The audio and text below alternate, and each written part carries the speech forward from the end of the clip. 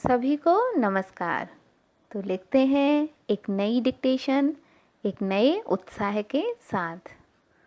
आप लोग लिखने के लिए तैयार हैं? Ready start.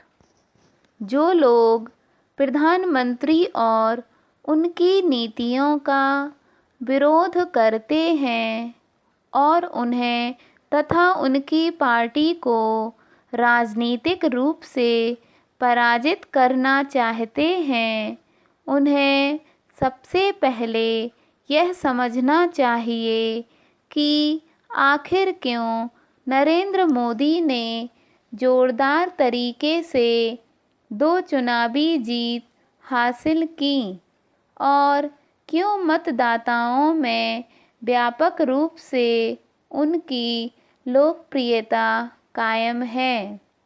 एक सम्मानित अध्येता ने मुझे लिखा था, मैं सचमुच सोचता हूँ कि यदि कोई अपने विरोधी से सफलतापूर्वक टकराना चाहता है तो उसे सावधानीपूर्वक उसे विरोधी की ताकत के बारे में विचार करना चाहिए।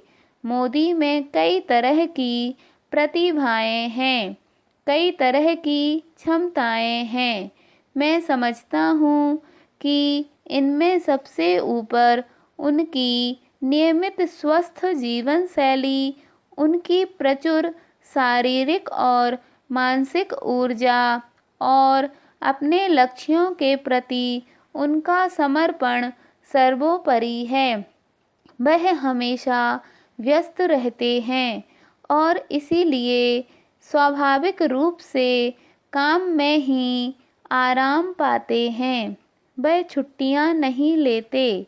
दूसरी ओर अत्यंत महत्वपूर्ण बात यह है कि वह सत्ता और खुद अपने साथ बहुत सहज हैं।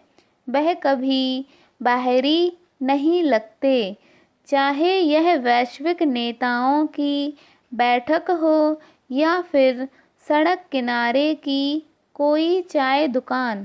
पैरा। तीसरी बात, वह एक शानदार वक्ता हैं। हालात को वह प्रभावकारी तरीके से संभालते हैं।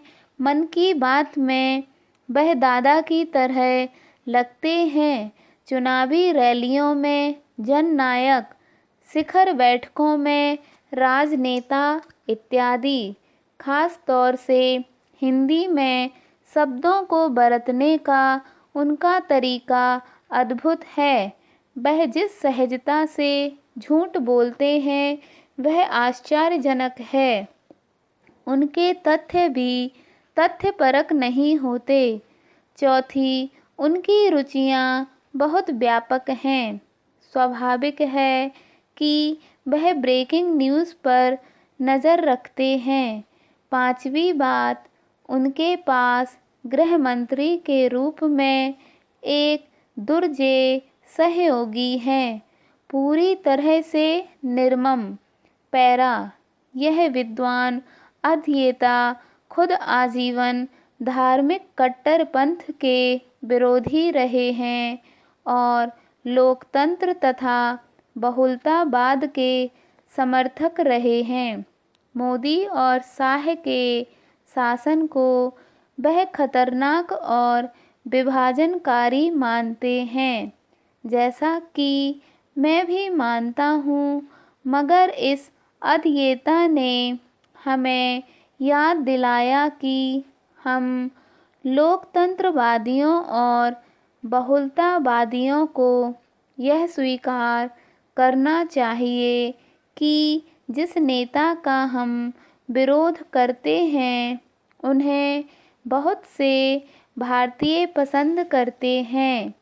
हिंदुत्व के विरुद्ध लड़ाई विचारधाराओं की लड़ाई है।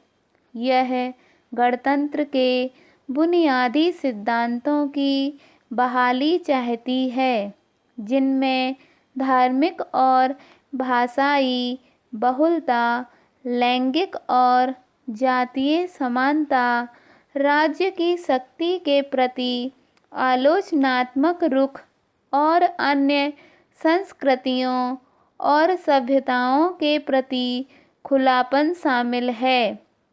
ये सारे वही सिद्धांत हैं जिन्हें हिंदुत्व या तो छोड़ देने या उखाड़ फेंकने की धमकी देता है। स्टॉप।